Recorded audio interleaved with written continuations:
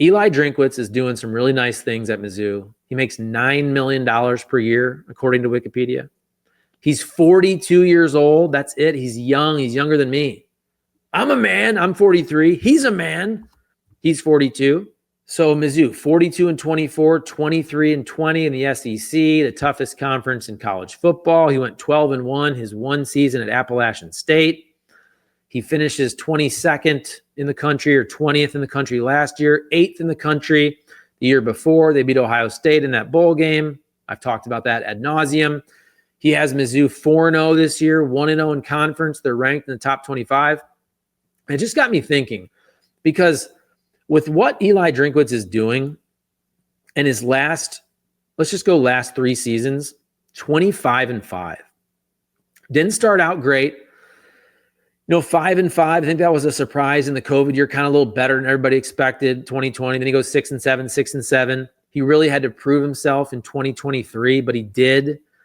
And now he can probably be there as long as he wants. And that's why if I'm Eli Drinkwitz, when you start to have bigger schools come calling, which is probably already happening or it will happen, whether it's Florida, whoever. I'm not saying he's going to be a candidate for Alabama, but my point is, look, I'm here in St. Louis. I have tons of friends, family that are Mizzou fans.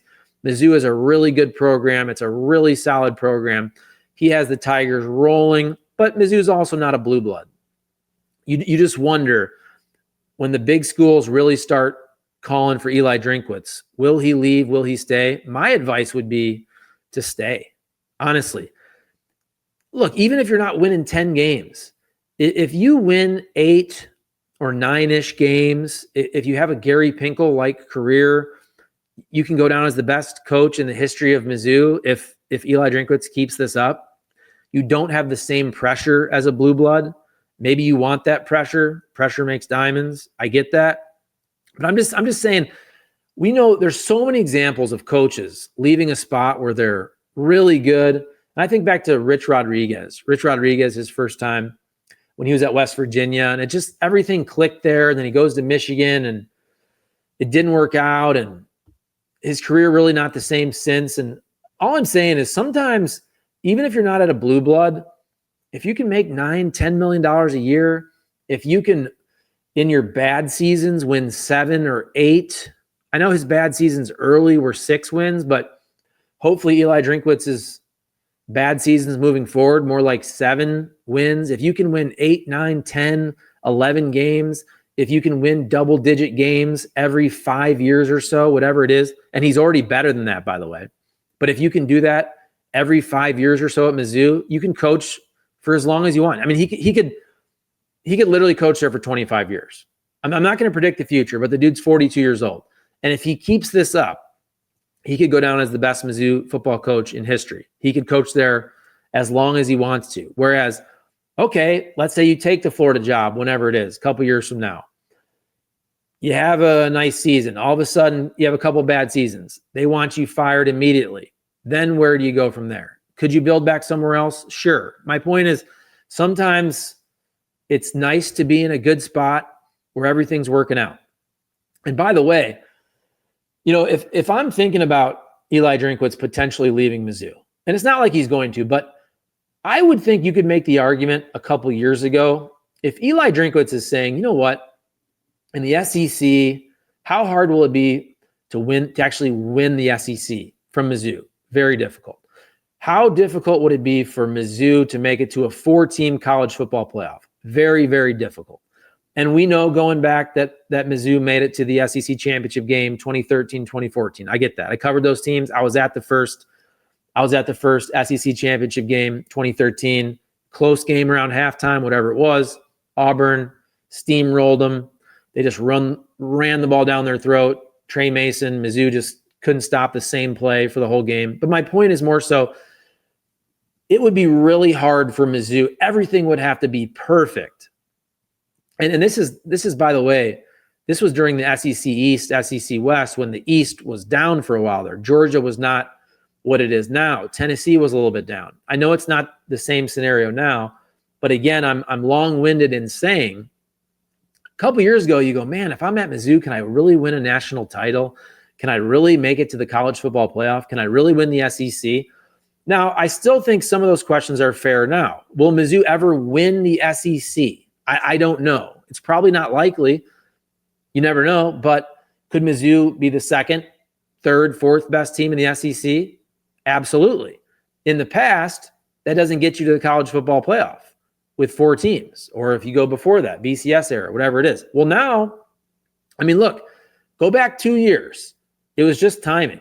Mizzou would be in the 12-team college football playoff if it started a year earlier in 2023. Last year, Mizzou had a very good chance to make the college football playoff, and they got blown out by Texas A&M. It just didn't work out. But if you can go 10-2, if Mizzou can do that this year, there's a very good chance they can make the college football playoff. So I think that's also changed the conversation for coaches. If you said, man, I have to be at a blue blood to get to that Final Four, it's not going to happen. Every once in a while, I'm thinking about the Big Ten. Michigan State got to the college football playoff that one year. Think about the Big 12. There's been years TCU. Did Baylor ever get to the college football playoff? I think they did. I'll have to check that. But my point is, non-blue blood teams every once in a while would find their way into the college football playoff Final Four. But it was usually Alabama, Ohio State, Clemson for those years, Oklahoma. I mean, you had Georgia at the end there. Georgia makes its run. But now with 12 teams, if Mizzou could finish third or fourth, they could be a 10-2 SEC team. And as long as they don't get blown out like last year at Texas A&M and you have a couple good wins, Mizzou could absolutely make the college football playoff. And this also, I was following somebody on Twitter that made this argument that Mizzou shouldn't be in the SEC. And again, I think that's a fair debate to have. And it was more of a debate years ago for all the reasons I mentioned, which is, out of the SEC, are you ever going to win the conference? Are you ever going to make the 4-team college football playoff? I think it's fair to say Mizzou's chances of squeaking into a college football playoff or winning their conference, some of those Big 10 years, certainly some of those Big 12 years at the end, right? Could Mizzou the last couple of years made it to a Final Four out of the Big 12? Could they have won the Big 12? Yeah, I think it's fair to say some of those years they had a good chance or could have actually won that conference. But now, again, the 12-team playoff changes everything. It gives everybody so many more opportunities. You can lose a game. Hell, there's going to be 9-3 teams that eventually make the college football playoff. So Eli Drinkwitz is doing a hell of a job at Mizzou, and I think he should stay. I think he's good for business. Just stay there. Make your $9 million. They'll keep giving you raises. Eventually be making whatever, 12, 13 million. They're happy with 10 wins. Get to a college football playoff. What's fair? What do you think is fair, guys, for Mizzou? I mean, is the college football 12-team playoff fair every 10 years for Mizzou? Should it be every 8? Should it be every 7? Should we say no? I mean, if they get in, they get in. But I think 12 teams opens up a whole new can of worms. If you just go back, let's just do it real quick. Because, hey, I'm here. Let's check out Missouri football, okay, year by year, and see how many years they would have made the college football playoff with a 12-team format. Okay, I'm trying to find year by year. I'm on Wikipedia. All right, let's just do this. We'll go backwards with coaches. Okay, Eli Drinkwitz. Boom. Eli Drinkwitz would have made the college football playoff in a 12-team format in 2023. Okay, he would have made it for sure. Who knows? Maybe he makes it this year. But 2023, Mizzou would have made a 12-team college football playoff. Let's go to Barry Odom. I don't think they ever would have made the 12-team playoff. Barry Odom, mostly 8 wins? Yeah. Barry Odom's best season was 8-5, 2018. Never finished ranked. So let's go back to Pinky. Gary Pinkel. So with what I'm talking about, Mizzou would have made the college football playoff 12-team in 2023. Okay. 2014, Mizzou would have made it, right? 11-3 was their final record. They finished 11th and 14th in the standings, in the polls. 2013, of course, Mizzou finished 5th in the country. They'd have made the 12-team college football playoff, if there was one, I'm saying. And then go back to 2007. 2007, Mizzou 12-2. They finished in the polls 5th and 4th. So for sure, Mizzou would have made a 12-team college football playoff 4 times in the last 18, 19 seasons. And even 2008 and 2010, under Gary Pinkel, they're 10-4 and 10-3. They're knocking on the door. You know, they finished 18th in the country, 19th in the country, whatever it is. They're knocking on the door to make a 12-team college football playoff.